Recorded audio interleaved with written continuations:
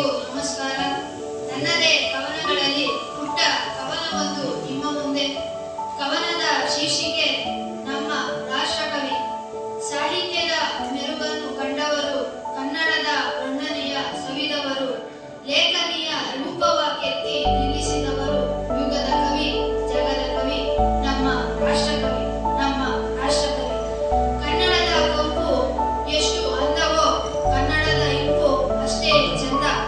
ಇಂದಿನ ಪೀಳಿಗೆಗೆ, ಮುಂದಿನ ಜನಾಂಗಕ್ಕೆ ಕನ್ನಡದ ಹರಿತ ಸೆಳೆದವರು, ಯುಗದ ಕವಿ, ಜಗದ ಕವಿ, ನಮ್ಮ ರಾಷ್ಟ್ರಕವಿ, ನಮ್ಮ ರಾಷ್ಟ್ರಕವಿ.